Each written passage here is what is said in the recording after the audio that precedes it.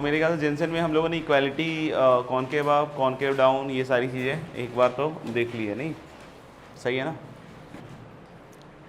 एक इनइक्वालिटी दे रहा हूँ, उसको याद भी रखना है आपको और उसको प्रूव भी करना है, ठीक है।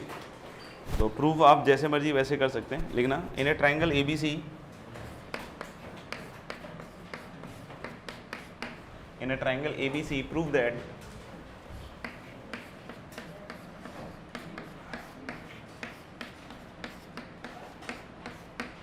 in a triangle ABC, prove that cot square A plus cot square B plus cot square C greater than equal to 1।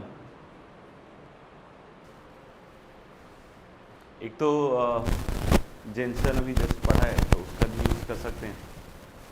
इसके लिए सबसे पहले हम लोग को y equal to cot square X का ग्राफ देखना पड़ेगा। कॉट एक्स का ग्राफ शायद बताया हुआ है, अब मैं डबल डेरिवेटिव चेक नहीं कर रहा हूँ। कॉट एक्स का graph since we all no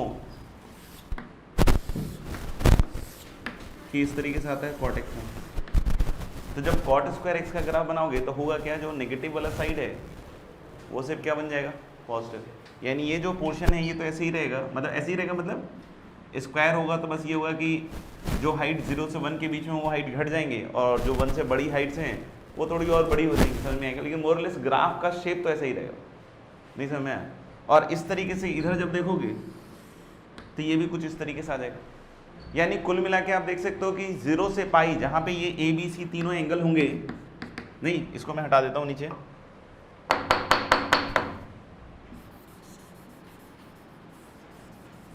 देखना तो हम लोग बोल सकते हैं कि जो 0 से पाई का इंटरवल है, ये दिख रहा है सबको, 0 से पाई का जो इंटरवल है इसमें ग्राफ पूरा जो कॉट स्क्वायर एक्स का वो ऐसा आएगा, समझ में आएगा। मोर ओवर वो जो एंगल्स हैं ABC ये सब 0 से पाई के बीच के एंगल है। एट ए टाइम एक ही एंगल π/2 क्रॉस कर सकता है, ये थोड़ा ट्रिकी है, सोचना थोड़ा मुश्किल भी हो सकता है। जैसे कुछ बच्चे तो ऐसे देख रहे हैं, पता नहीं क्या सोच रहे हैं, हाँ नहीं टफ है वैसे। तो हम लोग बोल सकते हैं कि 2 एंगल इधर ले लो, एक एंगल इधर ले लो, या तीनों इधर ले लो। नहीं, आप कोई भी केस बनाओगे तो जब आप ट्रायंगल तीनों पॉइंट्स को ज्वाइन के बनाओगे, नहीं तो वो ट्रायंगल हमेशा ग्राफ के ऊपर बनेगा। नहीं, जैसे मान लो कि हमने 2 एंगल इधर ले लिए, A और B, और C इधर ले लिया, नहीं तो ये जो पॉइंट आएगा इसके ऊपर ये क्या आएगा, A comma cot square A, ये जो पॉइंट आएगा ये क्या आएगा, B comma cot square B, क्योंकि ये किसका ग्राफ है, कॉट स्क्वायर एक्स का। और ये जो पॉइंट है ये क्या आ जाएगा, C comma cot square C। तो ये जो आप ट्रायंगल बनाओगे इन तीनों पॉइंट्स को जोड़ के, ये ट्रायंगल दिख रहा है कि हमेशा इस ग्राफ से ऊपर मिलेगा आपको। अगर आपने इधर भी 3 पॉइंट लिए तब भी वो ट्रायंगल जो है वो ग्राफ से क्या मिलेगा, ऊपर। तो इसका जो सेंट्रॉइड होगा, जो हम लोगों ने बोला था ना x1 से xn का सम अपॉन n, तो अब वो पॉइंट निकालेंगे तो वो पॉइंट क्या आएगा, तीनों का सम, x कोऑर्डिनेट का x1 plus x2 plus x3 upon 3, सही है। और फिर उधर कितना आएगा, y1 plus y2 plus y3 upon 3, that is cot square a plus cot square b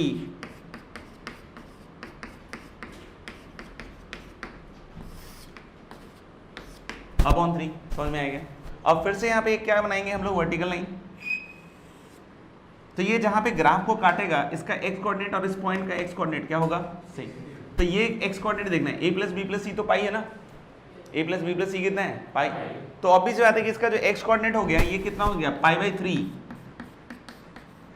x coordinate कितना हो गया, π/3। और ग्राफ किसका, ये कॉट स्क्वायर x का, तो इसके y कोऑर्डिनेट की वैल्यू कितनी हो जाएगी, कॉट स्क्वायर π/3, कितना हो जाएगा, कॉट स्क्वायर π/3। और कॉट स्क्वायर π/3 कितना हो जाएगा, 1/3। तो कौन सा हाइट बड़ा होगा, ये सेंट्रॉइड वाला या कर्व वाला, सेंट्रॉइड वाला। यानी कि हम लोग बोल सकते हैं कि cot square A plus cot square B plus cot square C upon 3 is greater than equal to कितना हो जाएगा, 1/3, 3 कट जाएगा, अपने आप क्या आ जाएगा, greater than equal to 1। Equality अगर होल्ड कराना हो तो आप ऐसा मत बोल देना कि सर जो कॉट का ग्राफ है स्ट्रेट लाइन बन जाए, नहीं, जैसे लास्ट क्लास में अपन ने कर दिया था। ताले कॉट स्क्वायर एक्स का ग्राफ है वो स्ट्रेट लाइन कैसे बनेगा, वो तो वैसे ही रहेगा, फिक्स्ड है। ताले इक्वालिटी होल्ड करने के लिए फिर क्या होना पड़ेगा, सारे एंगल्स बराबर होने पड़ेंगे, मतलब A equal to B equal to C equal to π/3, मतलब ट्रायंगल कैसा होगा, इक्वल। तो एक तो ये ग्राफिकली हम इस आइडिया के साथ चल सकते हैं, दूसरा हम चाहें तो उसको ऐसे भी कैलकुलेट कर सकते हैं। जैसे देखना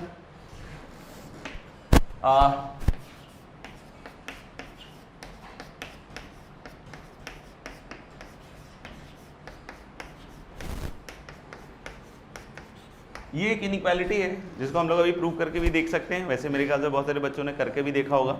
तो अलग X square plus Y square plus Z square is greater than equal to X Y plus Y Z plus Z X. ये हम प्रूव भी कर सकते हैं आसानी से, क्योंकि स्क्वायर जो होता है वो हमेशा क्या होता है, रियल नंबर का ग्रेटर देन इक्वल टू 0। तो I can write X minus Y का whole square greater than equal to 0। तो ये क्या देगा,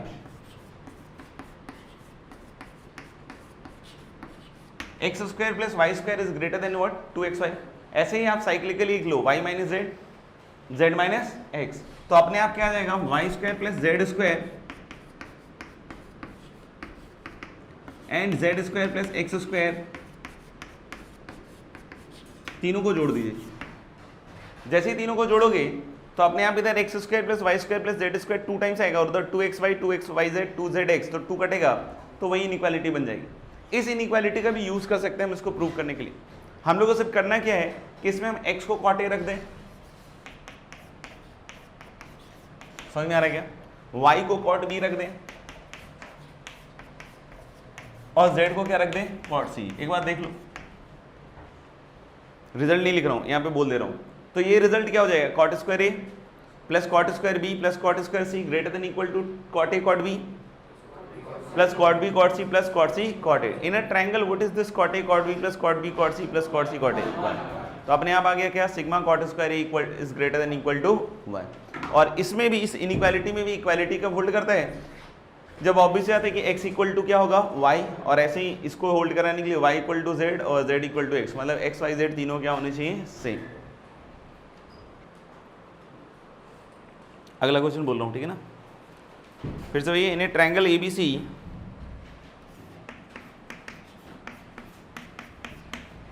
prove that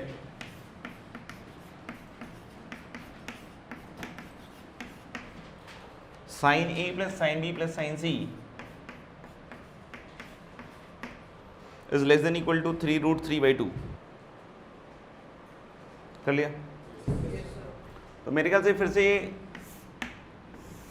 साइन एक्स का कर्व देख सकते हो, और 0 से पाई में भी ऑलरेडी नो द क्या, कॉन्केविटी। और लास्ट क्लास में बोला था साइन एक्स का कॉस एक्स का क्या, माइनस साइन एक्स। तो 0 से पाई में नेगेटिव होने के कारण ये कॉन्केव क्या रहेगा, डाउन। फिर से आप कोई भी 3 एंगल ले लो, पाई बाई 2 से आगे सिर्फ एक ही एंगल लेने की इजाज़त है। तो a साइन ए, फिर एक लिया b साइन b, और फिर एक ले लिया c साइन c। ये पॉइंट्स कहीं भी हो सकते हैं 0 से पाई बाई 2 के बीच में भी, तब भी कोई इशू नहीं है। तो ये जो ट्रायंगल बनेगा, अब इसका देखोगे आप सेंट्रोइड वगैरह नहीं, तो फिर से a plus B plus C by 3, मतलब पाई बाई 3 तो होएगा, और कॉमा कितना, sine a plus sine b plus sine c by 3।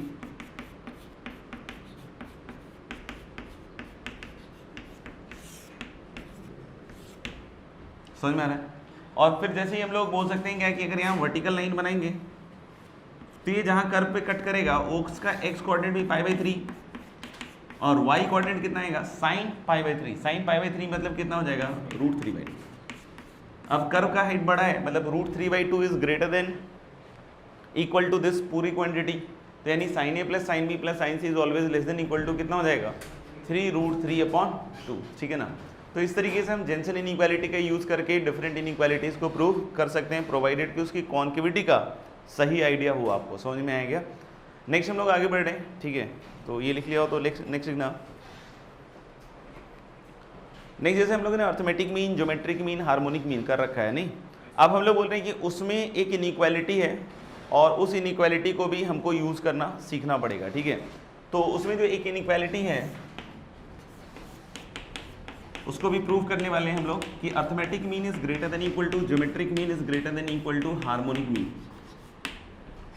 वैसे देखा जाए तो इसके पहले भी एक चीज आता है and that is RMS, root mean square.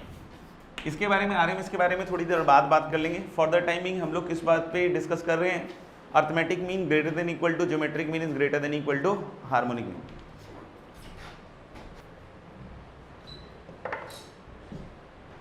ठीक है।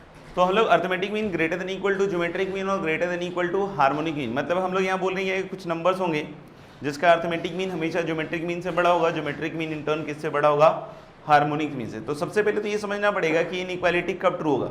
तो हम लोग बोले कि इस इनइक्वालिटी को ट्रू होने के लिए जिस पे भी हम AM G M H M का कॉन्सेप्ट लगा रहे हैं वो सारे नंबर पॉजिटिव होने चाहिए, वो सारे नंबर क्या होने चाहिए, पॉजिटिव। अगर पॉजिटिव है नंबर्स तभी हम ये बात के बारे में बोल सकते हैं क्या कि AM is greater than G M is greater than H M. और आप देखेंगे क्या कि जो इक्वालिटी है दैट होल्ड्स अगेन जो जेंसन में कंडीशन आया था क्या कि सारे नंबर क्या होने चाहिए, इक्वल। तो यहां भी आप देखोगे कि इक्वालिटी का कंडीशन क्या होल्ड करेगा कि सारे नंबर क्या हो, इक्वल। जैसे हम लोग बोल रहे हैं क्या कि x1 x2 x3 till xn are all positive real numbers, right? x1 x2 x3 till xn are all positive real numbers. So what is the arithmetic mean of these numbers? We already have discussed कितना, x1 plus x2 plus x3 till xn upon n. What is the geometric mean of these numbers? इन सब का product raise to the power 1 by n, मतलब x1 x2 x3 till xn whole raised to the power 1 upon n. And what is the harmonic mean of these n numbers? This is n upon 1 by x1 1 by x2 से लेकर 1 by xn। यहाँ पे पहले ही condition मैंने बता दिया कि x1 से xn कैसे नंबर होंगे आपके, पॉजिटिव, और उनके अर्थमेटिक मीन, ज्योमेट्रिक मीन और हार्मोनिक मीन ही है, ठीक है ना। अब हम लोग क्या बोल रहे हैं कि अर्थमेटिक मीन, ज्योमेट्रिक मीन और हार्मोनिक मीन का जो ऑर्डर होगा that is AM greater than G M greater than H M. और इक्वालिटी कब होल्ड करेगा, जब ये सारे नंबर आपस में क्या होंगे, इक्वल। हम इसको प्रूव भी कर सकते हैं, एन नंबर्स के लिए प्रूव कर सकते हैं, ठीक है ना। हम अगर जेंसन से जाएंगे तो जल्दी प्रूव हो जाएगा। बाकी अब कोई भी अगर इंडक्शन वगैरह कुछ भी यूज करते हो तो बहुत लंबा जाएगा। बाकी जनरली तो लोग 2 नंबर के लिए प्रूव करके बोल देते हैं हो गया, ठीक है। अपन एन नंबर्स के लिए अगर जाएंगे, देखना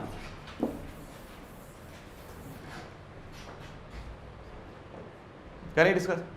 हम लोग अगर n नंबर्स के लिए जा रहे हैं, ठीक है, तो मैं एक पहले कर्व ले रहा हूं y equal to log x। Do we know the convexity of this curve ln x? Concave down, last class में भी बात कर रहे थे।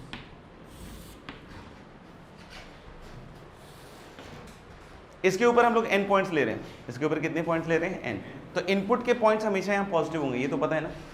x1 x2 x3 till xn points लेते हैं तो ये जो भी पॉइंट्स होंगे वो कैसे होंगे, पॉजिटिव, क्योंकि ln x का खुद का डोमेन कैसा है, पॉजिटिव। तो अगर मैं यहाँ पे n पॉइंट्स लूँ, कहीं भी लूँ, 1 से बड़ा 1 से छोटा कैसा भी, तो x1 ln x1 पहला पॉइंट, x2 ln x2, और ऐसे अगर पॉइंट्स बनाते रहे तो बहुत समय निकल जाएगा। तो xn ln xn, ये n पॉइंट्स आ गए, सबको देख लो एक बार। अब ये लोग बोल सकते हैं क्या कि इनसे फिर से एक n साइडेड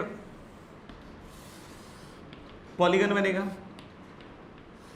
ऐसे करके, याद करो लास्ट क्लास में बनाया था। ये दिख रहा है पॉलीगन पूरा का पूरा कर्व से नीचे बनेगा, क्यों,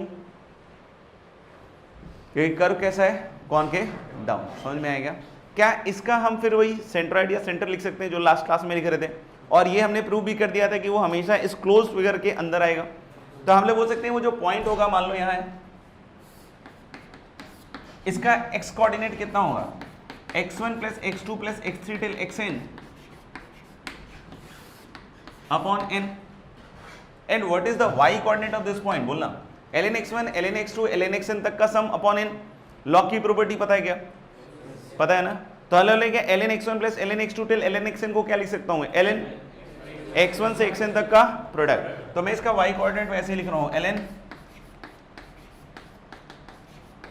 और होल अपॉन तो n आएगा ही ना, क्योंकि ln x1 से लेके ln xn तक का सम अपॉन n था। तो ये इसका क्या हो जाएगा, y कोऑर्डिनेट। अब फिर से एक वर्टिकल लाइन बना रहे हैं, देख लो, ये जो वर्टिकल लाइन है ये जहां कर्व को कट करेगा उसका x कोऑर्डिनेट और इस सेंट्रॉइड का x कोऑर्डिनेट क्या रहेगा, सेम। तो हम लोग हो सकते हैं ये जो पॉइंट आएगा दिस इज x1 से xn तक का सम अपॉन n, इसका x coordinate. What is the y coordinate, log of this, नहीं tan नहीं, tan का कर्व नहीं, कंफ्यूज हो गए बीच में तुम लोग। तो हम लोग क्या कि x कोऑर्डिनेट तो क्या आएगा, इन सब का सम अपॉन n, और इसका जो y कोऑर्डिनेट आएगा क्या आएगा, लॉग ऑफ दिस नंबर, क्योंकि हम लोगों ने कर्व के ऊपर है ना। तो ln x1 plus x2 plus x3 till xn upon n। कौन सी हाइट बड़ी है, कर्व वाली, नहीं, कौन सी हाइट बड़ी है, कर्व वाली। तो हम लोग बोल सकते हैं क्या कि ln x1 plus x2 till xn upon n is greater than equal to centroid का y कोऑर्डिनेट, और सेंट्रोइड के y कोऑर्डिनेट में जो n इधर है, देखना ध्यान से, इसको मैं log की प्रॉपर्टी से ऊपर ले जा सकता हूं, और ऊपर ले जाके क्या लिख सकता हूं, log x1 x2 x3 till xn की होल पावर 1/n। समझ में आ रहा है? अब हम लोग यहाँ पे इसके आगे क्या बोल सकते हैं कि ये log का बेस 1 से तो बड़ा ही है, तो log का बेस अगर 1 से बड़ा है तो इनइक्वालिटी तो सेम साइड खुलेगी ना, और इनइक्वालिटी जब सेम साइड खुलेगी तो what you will obtain is कि x1 से xn तक का sum upon n is greater than equal to x1 x2 x3 till xn whole raise to the power 1/n। तो दिस प्रूव्स, दिस कंक्लूड्स कि m is greater than equal to g। तो ये ध्यान रखना कि ये इनइक्वालिटी जो हम लगा रहे हैं ये किसके लिए लगाएंगे, पॉजिटिव नंबर्स के लिए। इक्वालिटी फिर से कब होल्ड करेगी, जब ये सारे के सारे नंबर आपस में क्या होंगे, सेम। समझ में आएगा? Can be prove gm greater than equal to hm। Good. तो हम जिसके लिए am gm यूज कर रहे थे, अभी हम am gm किसके लिए यूज कर रहे थे, समझना, gm greater than equal to क्या प्रूव कर रहे हैं हम लोग, hm। We are proving now gm greater than equal to hm। तो अभी मैंने am greater than equal to gm prove कर दिया। किसके लिए प्रूव किया, n नंबर्स के लिए। अब वो नंबर्स तो कुछ भी लूँ ना मैं, बस कैसे नंबर हो, पॉजिटिव। तो अगर मैं am gm नहीं, am greater than equal to gm apply करूं ऑन n पॉजिटिव नंबर, लेकिन इस बार पॉजिटिव नंबर्स क्या लूं मैं, 1/x1 1/x2 1/x3 और क्या 1/xn। तो what is the M of all these numbers, 1/x1 1/x2 से लेकर 1/xn तक का सम अपॉन n, ये एम होगा। M greater than equal to gm prove कर रखा है, and this is greater than equal to 1/x1 से 1/xn तक की पावर 1/n। अब ये नीचे देख सकते हो बन जाएगा 1/x1 से xn तक का product raise to the power 1/n। इसको क्रॉस मल्टीप्लाई कर लो क्योंकि नंबर तो पॉजिटिव है ही ना। तो हम लोगों ने इधर क्या आएगा, x1 से xn की power n 1/n is greater than equal to n upon 1/x1 से लेके 1/xn तक का सम। अगर मैं x1 से xn तक के नंबर्स की बात करूं तो उसका ये क्या है, gm, और उधर क्या लिखा हुआ है, hm। तो दिस प्रूव्स कि gm is greater than equal to what, hm। तो हम लोगों ने x1 से xn तक के नंबर का m greater than equal to gm prove कर रखा है, और ये इनइक्वालिटी क्या बताता है कि gm is going to be greater than equal to hm, यानी कि अल्टीमेटली am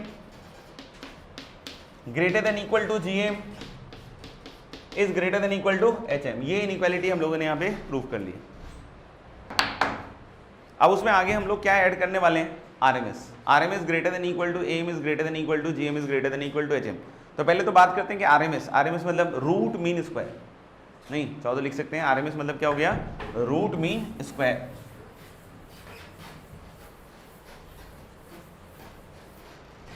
जैसे मान लीजिए कि n नंबर्स हैं, ठीक है ना, x1 से लेकर xn, उसका RMS कैसे लिखेंगे, देखना।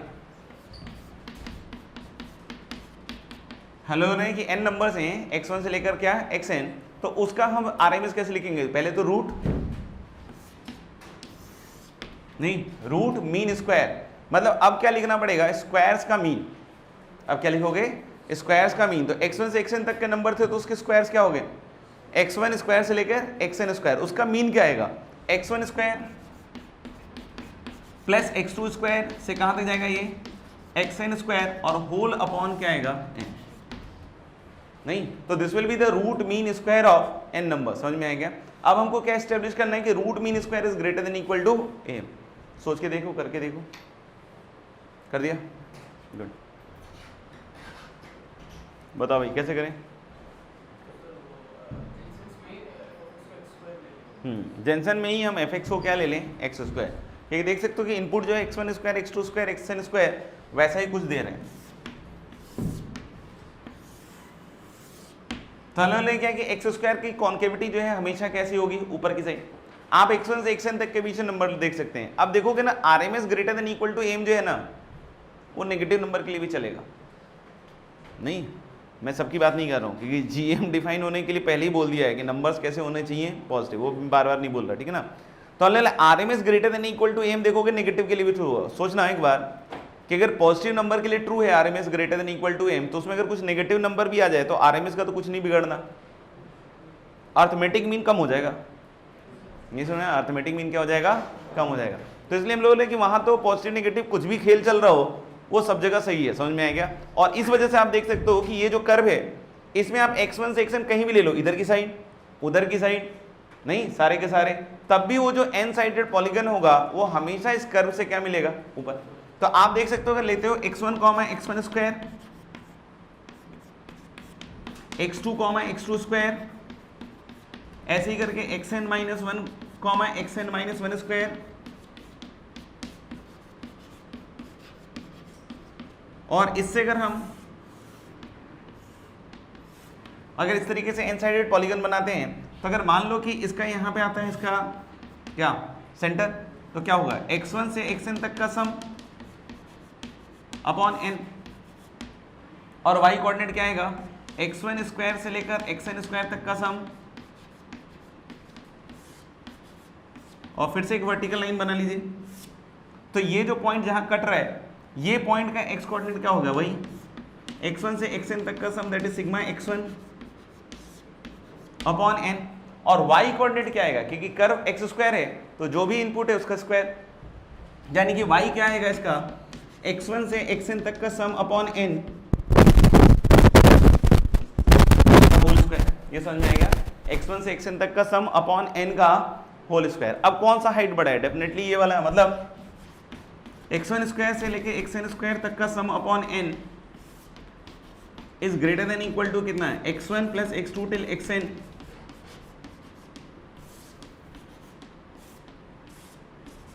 का होल स्क्वायर। अब स्क्वायर रूट जैसे ही लोगे तो इधर की साइड आरएमएस बन जाएगा, उधर क्या बन जाएगा, greater than equal to M. तो यहां से हम लोग बोल सकते हैं क्या कि finally we have completed this RMS greater than equal to M greater than equal to GM greater than equal to HM. अब जैसे आप लोग देख सकते हो कि इस तरह की इनइक्वालिटी जो हम पहले करते थे परफेक्ट स्क्वायर वगैरह से, वो अब एम जीएम के हिसाब से काफी इजी हो जाएगा। जैसे अगर कोई बोलते हैं x belongs to r plus x plus 1/x, तो अलग कि x belongs to r plus x plus 1/x, जैसे कि इसकी इनइक्वालिटी लिखनी है, ठीक है ना, इसका मिनिमम वैल्यू लिखना है, तो याद हो तो हम लोग इसको परफेक्ट स्क्वायर से कर रहे थे, एम जीएम लगाओगे तुरंत बन जाएगा।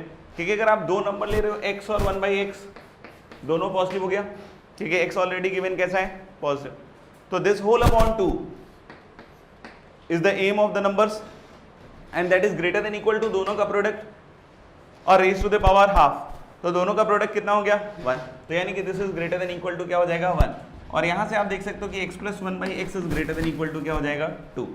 ये कब होगा, जब x कैसा होगा, पॉजिटिव। x जब नेगेटिव होगा तो x प्लस 1/x के बारे में बताया था क्या, लेस देन इक्वल टू -2, और उसमें क्या सिंपली करके दिखाया था कि x को क्या रखना पड़ेगा -t। नहीं समझ में, x को क्या रखना पड़ेगा -t, तो क्योंकि अगर x नेगेटिव है तो -t रखोगे तो t कैसी क्वांटिटी हो जाएगी, पॉजिटिव, और वहां से हम लोग प्रूव कर सकते हैं क्या कि x plus 1/x is less than equal to -2, ठीक है। If x y z are positive, ऐसे ये सिंपल इनइक्वालिटीज में आते हैं,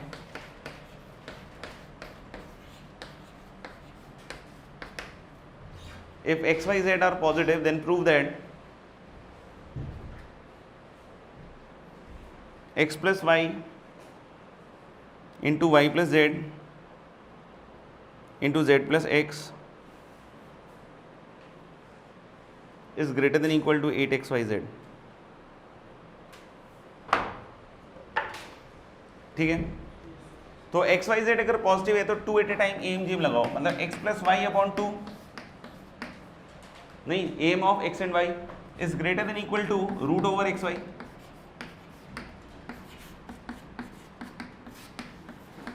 y plus z upon 2 is greater than equal to कितना हो जाएगा, रूट वाई जेड, और एक बार z plus x upon 2 is greater than equal to root Z x. अब कुछ नहीं, सिंपली तीनों को क्या करना है आपको, मल्टीप्लाई, क्योंकि तीनों पॉजिटिव क्वांटिटीज हैं तो मल्टीप्लाई करोगे तो इनइक्वालिटी का साइन चेंज नहीं होगा, and you will get on this side x plus y, y plus z, z plus x, नीचे 8, और इधर इसका प्रोडक्ट क्या देगा आपको, एक्स वाई जेड। इक्वालिटी फिर से कोई पूछे तो x equal to y equal to z पे। नेक्स्ट लिखिएगा,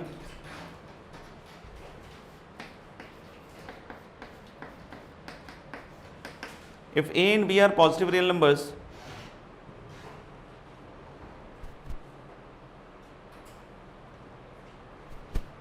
if a and b are positive real numbers such that 5a plus 2b equal to 7, if a and b are positive real numbers such that 5a plus 2b equal to 7, then find the maximum value of a cube into b square.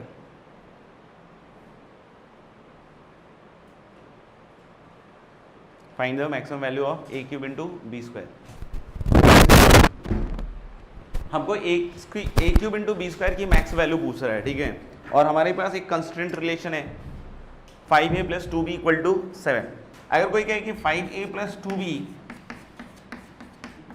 Upon 2 greater than equal to ये ऐसे कर लें, तो यहाँ पे आप देख सकते हो कि 5a 2b अगर आ रहा है तो यहाँ पे आपको a इंटू बी, क्योंकि ये फिक्स्ड है तो ये साइड अगर फिक्स है तो ये 7 हो जाएगा, तो ए बी का मैक्सिमम वैल्यू आएगा. इसमें ए क्यूब बी स्क्वायर का मैक्सिमम नहीं आ रहा, तो अगर ए बी का मैक्सिमम वैल्यू निकालना है तब तो ठीक है ये, लेकिन ए क्यूब बी स्क्वायर का अगर मैक्सिमम निकालना है तो ये ठीक नहीं है. अब आपको यहाँ पे समझना पड़ेगा कि आपको लेफ्ट हैंड साइड में तो ये 5a प्लस 2b लिखना पड़ेगा क्योंकि वही फिक्स्ड है, उसके अलावा तो कुछ फिक्स है नहीं. तो अगर 5a प्लस 2b लिखना है लेकिन उधर a क्यूब चाहिए, तो अगर उधर a क्यूब चाहिए तो आपके पास a am में कितनी बार आना चाहिए? 3 बार. अगर a am में 3 बार आया तो उधर gm में वो कितनी बार मल्टीप्लाई हुआ? 3 बार. यानी कि आपको लिखना तो 5a ही है, नहीं उसको लिखना तो कितना है 5a, लेकिन उसको कितनी बार लिखना है? 3 बार. तो ऐसे नहीं 5a लिख लेना तो 15a हो जाएगा, नहीं हमको उसमें कितना लिखना पड़ेगा? 5a upon 3 plus 5a upon 3 plus 5a upon 3. तो ये एक्चुअली इन तीनों का सम 5a ही है, लेकिन जब gm लिखोगे इसका तो उसमें अपने आप कितना बन जाएगा? 1 प्लस b स्क्वायर चाहिए, तो b कितनी बार लिखना है? 2 बार, तो b प्लस b लिख दो इधर, तो अपने आप उधर b स्क्वायर हो जाएगा और इधर अपने आप कितना हो जाएगा? 2b. दिस होल अपॉन 5, क्योंकि अब कितने नंबर का एम जेम यूज कर रहे हैं आप? 5 नंबर का. तो this is greater than equal to, अच्छा 5 cube 3 cube a cube b square और whole raise to the power कितना आ जाएगा? 1/5. अब आप यहाँ पे देख सकते हो कि ये 7 ही हो जाएगा वापस से, तो 5 पावर रेज करोगे तो 7 की पावर 5 और इधर आ जाएगा कितना? 3 क्यूब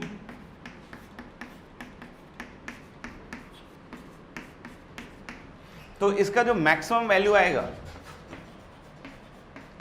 अब कैलकुलेट करके तो नहीं लिख सकते लेकिन जितना लिख सकते हैं उतना लिख दें. 7 की पावर 5 इंटू 3 क्यूब अपॉन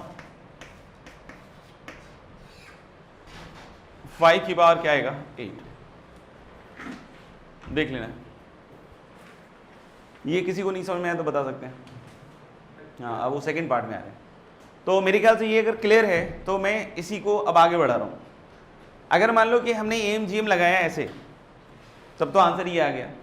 अब मैं कुछ ऐसा करूँगा कि आंसर अलग अलग आ सकता है. नहीं, अब देखना जैसे इसने ये काम किया क्या कि 5a को लिखा a plus 2a plus 2a और b को लिखा शायद b प्लस b या कुछ और लिखा, यही लिखा. अब इस पे लगा दिया, अब इस पे लगा दिया तो इधर इसका कितना है? a क्यूब b स्क्वायर और इंटू 2, क्योंकि मेरे को 5a लिखने का समझना, हाँ 4 आया, बहुत तगड़ा बात बताया. अच्छा, तो आप लोग बोल रहे हैं क्या कि चलो 4 आ गया. अब वहां देखोगे वो फिर से 7 हो गया. अब स्क्वायर कर लो आप, सॉरी उसका भी पावर 4 ही आएगा, मतलब 4 पावर कर दो आप 5. हाँ, इसका पूरा पावर कितना कर लो आप? 5. तो अब देखोगे a क्यूब b स्क्वायर कुछ और ही आ गया मैक्सिमम. मतलब मेरा क्या कहने का पॉइंट है कि 5a लिखने के बहुत सारे तरीके हो सकते हैं. मैंने एक ये तरीका यूज किया, इसमें जो आंसर है ये करेक्ट है, उसके अलावा जितने आंसर सब गलत हैं. नहीं तो मेरे ख्याल से एक बच्चा शायद एक्सप्लेन करने की हालत में है, उसके अलावा और कोई एक्सप्लेन कर सकता हो? 2 और भी. ज़बरदस्ती फर्जी फोकट हाथ मत खड़ा करना, गलत हुआ तो फिर देख लेना, सही बताएंगे फिर हम तुम्हें. और भी तुम भी, हाँ बोलो. क्या बात है, क्या बात है. हाँ शाबाश, ताली बजाओ भाई इसके लिए. Very good. हेलो, लेकिन ये सब लोग मिस कर जाते हैं, जबकि सबसे इंपॉर्टेंट पॉइंट जो जितना आपको इनइक्वालिटी का यूज पता होना चाहिए उतना आपको ये पता होना चाहिए कि इक्वालिटी कब होल्ड करेगा. जैसे अगर कोई बोले कि क्या इस केस में, जैसे इससे आंसर तो आएगा ना कुछ, चलो उसका आंसर भी निकाल देते हैं. 7/5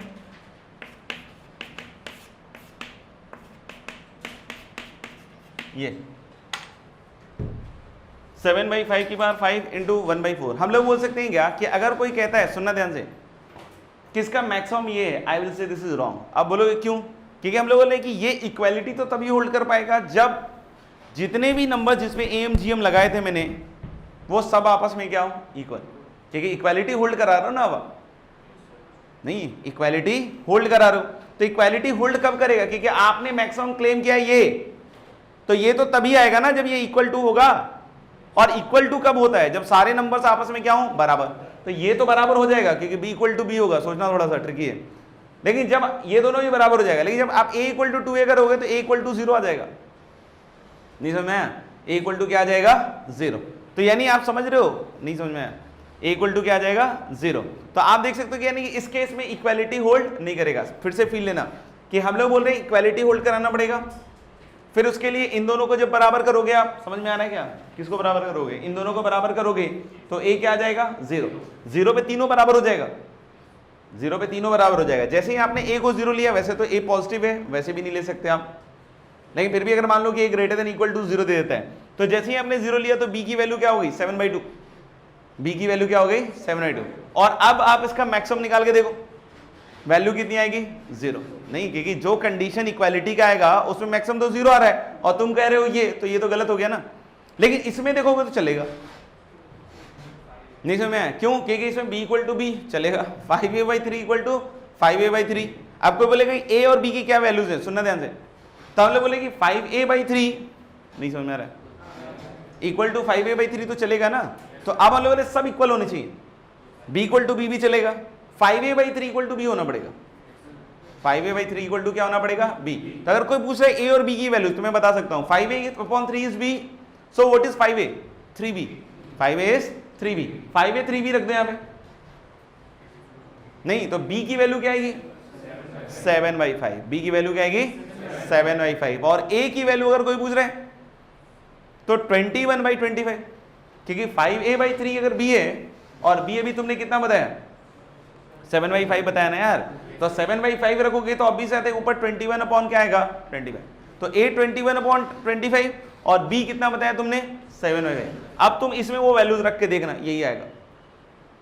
नहीं समझ में आया?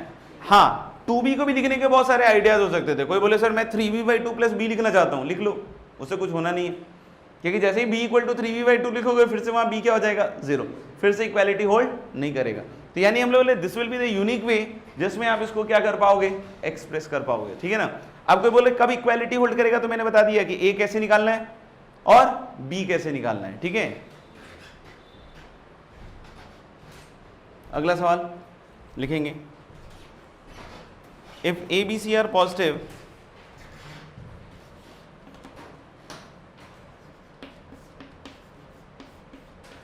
if a b c are positive then find the least value of a cube upon 4b square plus b upon 2c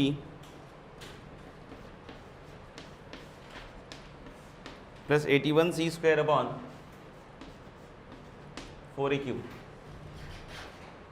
If a b c are positive then find the minimum value of a cube upon 4b square plus b upon 2c plus 81c square upon 4a cube greater than, बोल दिया क्या, इतना ही है ना? हाँ, इसका हम लोग को लीस्ट वैल्यू निकालना है।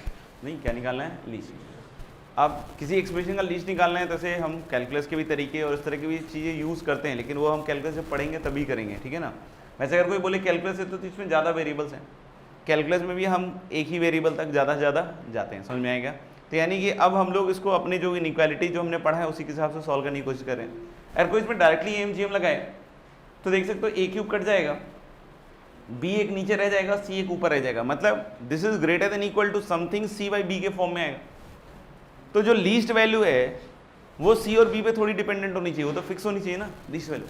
यानी कि हम बोल रहे हैं कि इस फॉर्म में एम जी एम नहीं लगा सकते हैं। अब आप देख सकते हो कि हो क्या रहा है कि जब डायरेक्टली आप एम जी एम लगा रहे हो तो एक b इधर बच जा रहा है, यानी कि अगर हमारे को एक b और मिल जाता तो ये सेटल हो जाता। तो जैसे ही आप एक भी और सोचोगे तो उसको दो बार लिखने की सोचोगे और हमेशा कैसे लिखोगे, इक्वल, जैसे भी बताया। तो जब इक्वल लिखोगे तो एक बी अगर ऊपर क्रिएट होगा तो अपने आप एक सी भी नीचे क्रिएट हो जाएगा, तो अभी साथ जो सी का एक कमी पड़ रहा था वो भी सेट हो जाएगा। यानी कि जो मिडिल वाला मतलब आपको एम जीएम के लिए टर्म्स को सुटेबल बनाना पड़ेगा। तो कुल मिला के हम लोग बोल सकते हैं हम क्या कि अगर हम इन टर्म्स में एम जी लगाएं, देखिए बी अपॉन 4c और प्लस कितना बी अपॉन 4c, ये एक्चुअली बी अपॉन 2c है, और प्लस कितना 81c स्क्वायर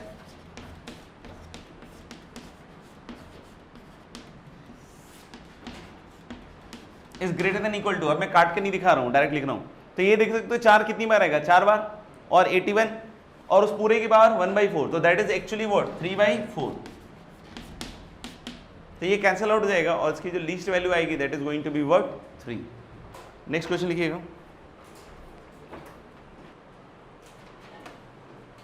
लिखना prove that a triangle ABC is equilateral,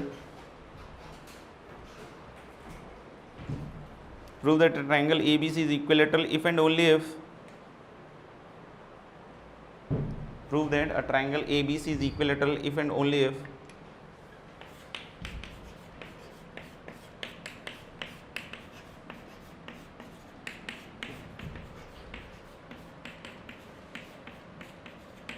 prove that a triangle ABC is equilateral if and only if tan A plus tan B plus tan C equal to 3√3। If and only if में दो part होता है, एक तो होगा क्या कि अगर ट्रायंगल इक्विलेटरल है तो ये प्रूव करो, और अगर ये है तो ट्रायंगल क्या प्रूव करो इक्विलेटरल, क्योंकि इफ एंड ओनली मतलब this as well as the vice versa. तो एक पार्ट मैं प्रूव कर देता हूँ कि ट्रायंगल इक्विलेटरल है, तो ये देखना कैसे आएगा, ये थोड़ा कठिन पार्ट है इसलिए ध्यान सुनना। तो ए बी सी तीनों 60 आ जाएगा, और 60 60 60 रखोगे 3√3, तो आधा मैंने कर दिया, आधा तुम लोग कर लो, करो। मतलब आपको इस कंडीशन से ट्रायंगल को इक्विलेटरल प्रूव करना। जैसे सबसे पहले तो ये समझ में आना चाहिए कि ये फिक्स दिया हुआ है और हम लोग को ए बी सी क्या प्रूव करना है, जो भी है इक्वल ट्रायंगल इक्विलेटरल प्रूव करना है, मतलब π/3 के बराबर। तो जैसे अगर कोई बोलता है कि एम जी एम लगा रहे हैं हम tan A tan B tan C पे, नहीं तो क्या लगा सकते हैं, नहीं लगा सकते हैं। तो पहला थॉट ये आना चाहिए था, अगर किसी का नहीं आया तो अलग बात है, जैसे कुछ बच्चों का नहीं आया था शुरू में, कि इसमें सारे के सारे पॉजिटिव हैं क्या, क्योंकि अगर आप आंख बंद करके एम जी एम लगा रहे हैं तो आंख बंद करके ही नंबर ला रहे हैं, ठीक है ना। तो हालांकि एम जी एम लगाने से पहले ये सोचना पड़ेगा। तो बहुत ऑब्वियस है कि ऐसा हो सकता है कि एक टर्म नेगेटिव हो जाए, लेकिन जो डेटा दिया हुआ है उसके हिसाब से नहीं हो सकता, क्योंकि अगर आप ट्रायंगल में ज़्यादा मानो हुए तो एक ही ऑब्ट्यूज होगा, दो तो नहीं आएगा अमीश, हाँ ऐसा कोई ट्रायंगल जिसमें दो ऑब्ट्यूज नहीं, तो हालांकि दो ऑब्ट्यूज तो नहीं आएगा। तो यानी कि अगर ऑब्ट्यूज अगर आया तो एक आएगा और बाकी दो को तो क्या रहना पड़ेगा एक्यूट। अब मैं क्या कह रहा हूं कि अगर वो ऑब्ट्यूज आया तो उसका tan तो नेगेटिव हो गया, बाकी दोनों का tan positive. tan A plus tan B plus tan C in a triangle is tan A tan B tan C। अगर एक भी ऑब्ट्यूज होता है, नहीं एक ऑब्ट्यूज होता है और बाकी दो एक्यूट हैं, तो tan A tan B tan C negative हो गया, तो tan A plus tan B plus tan C को भी क्या होना पड़ेगा नेगेटिव। यानी कि अगर एक एंगल ऑब्ट्यूज है तो definitely tan A plus tan B plus tan C को भी क्या होना पड़ेगा नेगेटिव, जो कि नहीं दिया हुआ। क्योंकि इस बार तो हम इससे बढ़ रहे हैं ना कि दिस इज गिवन और यहां से हमको आगे बढ़ना है, तो हम लोग बोल सकते हैं क्या कि ऑब्वियस सी बात है कि tan A tan B tan C में कोई भी नेगेटिव नहीं होगा। और अगर नेगेटिव नहीं होगा तो क्या एम जी एम लगा सकते हैं, बिल्कुल शान से। कैसे देखना, tan A plus tan B plus tan C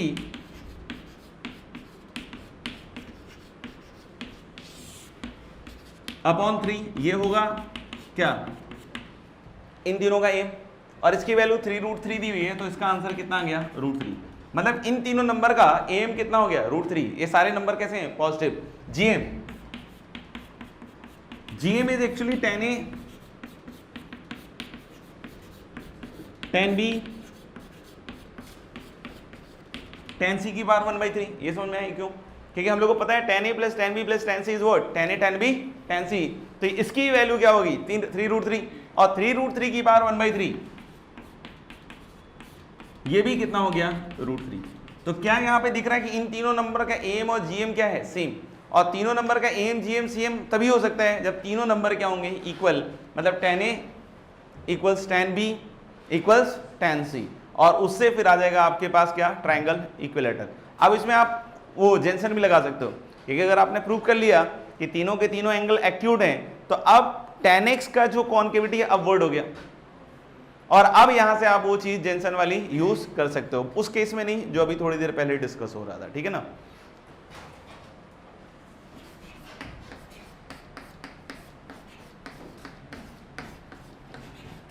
If ABC are three distinct positive reals in HP, if ABC are three distinct positive reals in HP, if ABC are three distinct positive reals in HP, then prove that three distinct positive reals in HP, then prove that a की power n plus c की power n is greater than 2b की power n, लिखा हुआ है। If ABC are three distinct positive reals in HP, then prove that a की power n plus c की power n is greater than 2b की power n। जो कह रहा है उससे भी आ जाएगा। बाकी हम लोग बोल रहे हैं क्या कि हम सिंपली ऐसे भी कर सकते हैं कि this is greater than equal to m और gm,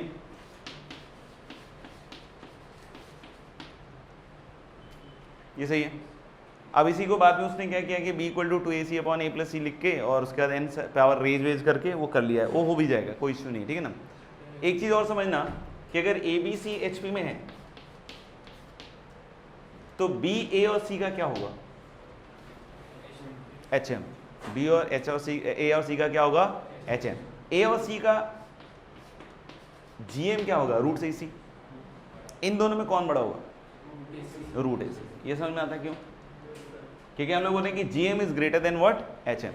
तो अगर रूट AC बड़ा है इससे, तो अगर दोनों साइड तुमने पावर n रेज कर दिया, नहीं समझ में, तो हम लोग बोल सकते हैं this is further greater than what, b की पावर n। तो यहां से आ जाएगा डायरेक्टली a की पावर n प्लस c की power n is greater then 2 times b की पावर